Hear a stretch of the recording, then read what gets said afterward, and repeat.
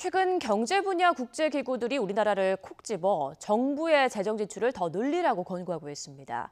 나라 안에선 국가 채무 증가에 대한 우려가 더 큰 것과 반대되는 조언인데요. 그 이유가 뭔지 김평정 기자가 설명해드립니다. 국제통화기금 IMF의 신임 총재는 최근 한국을 포함한 3개 나라를 지목해 연구개발과 사회간접자본에 정부 재정을 과감히 더 투입하라고 권고했습니다. 경제협력개발기구 OECD 역시 지난 5월 우리 정부의 확장적 재정 정책이 필요하다고 조언했습니다.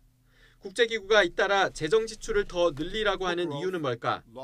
전 세계가 동시다발적 침체에 빠져들고 있다는 우려 속에 This time growth is decelerating.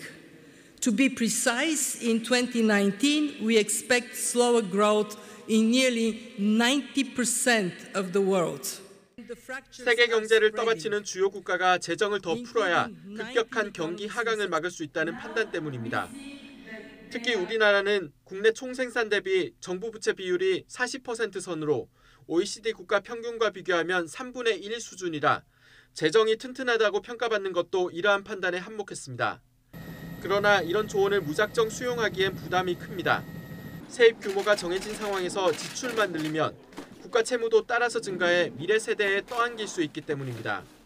정부 예측에서도 우리나라 국가 채무가 4년 후에 300조 원 넘게 급증할 것으로 추산되고 최근 국가 채무 증가 속도도 OECD 32개 국가 가운데 4번째로 높은 점도 이런 우려를 키우고 있습니다. 속도가 제어되지 않은 상태에서 급격히 재정 지출이 늘어나게 되면 이를 관리하는 데 어려움이 생길 수 있기 때문에 이러한 속도에 대한 제어 관리 방안은 함께 필요할 것으로 생각됩니다.